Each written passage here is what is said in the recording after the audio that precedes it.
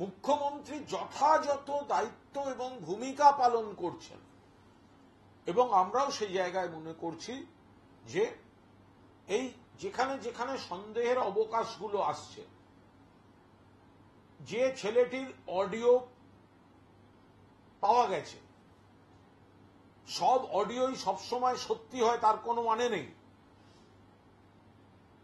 এই অডিওগুলোর সত্যাসত্য যাচাই করার আমি বা আমরা কেউ নই, কিন্তু একটি অতি স্পর্শকাতর অডিও ক্লিপ সামনে এসেছে এবং যার অডিও ক্লিপ, যার বা যাদের কথোপকথন যদি এখনো তাদের জেরা না করা হয়ে থাকে, তাহলে এদের চিহ্নিত করে অবিলম্বে জেরা করা প্রয়োজন।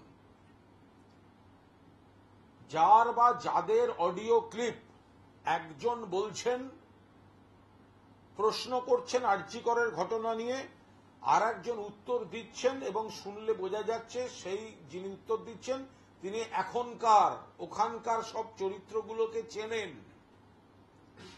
যদি এখনো তাকে জেরা না করা হয়ে থাকে, কিসের ভিত্তিতে বলছে যে ভেতরে আছে লোক? কিসের ভিত্তিতে ধারণা হচ্ছে তার ব্যাচেরই কেউ জড়িত কিনা? সেই ব্যক্তি সত্য বলছেন নাকি বিভ্রান্তি ছড়াচ্ছেন? অবিলম্বে এই অডিও ক্লিপ পয়েন্ট আউট করে যে ব্যক্তি কথা বলছেন তাকে জিজ্ঞাসাবাদ করা এবং যে ব্যক্তি উত্তর দিচ্ছেন এবং এই আশঙ্কাগুলি প্রকাশ করছেন সেই ছাত্রটির কাছ থেকে তার সূত্র এবং সে কিসের ভিত্তিতে চিহ্নিত করে দিচ্ছে কাউকে। আমার ব্যাচমেট শব্দটা লেখা বলা হয়েছে, তাদের চিহ্নিত করে অবিলম্বে সেই জায়গাও তদন্তের যাতে ফাঁক না থাকে, এটা তদন্তকারীদের কাছে আমাদের অনুরোধ। তদন্ত যথেষ্ট ভালোভাবে করছেন নগরপালের নেতৃত্বে কলকাতা পুলিশ।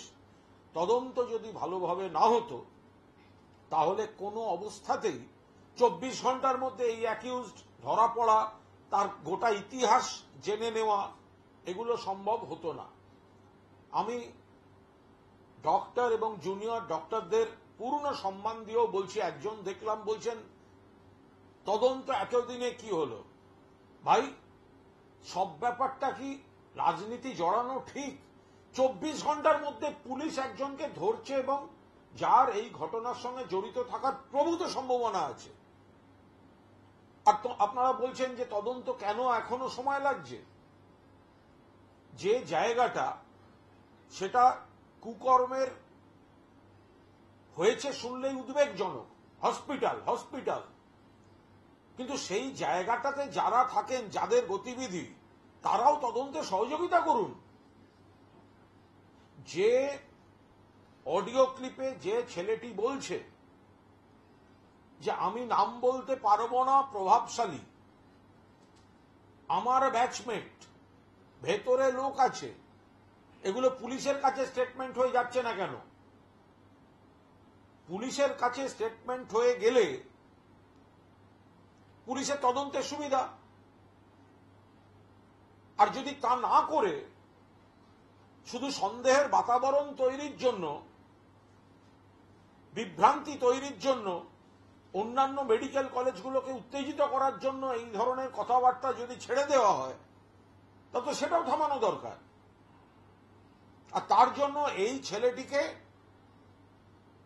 পুলিশ তলব করে অবিলম্বে তাকে জেরা করা হোক। কোথার থেকে তার এই তথ্যগুলি এসেছে? যা তথ্য এসেছে সেগুলো সে পুলিশকে দেবে।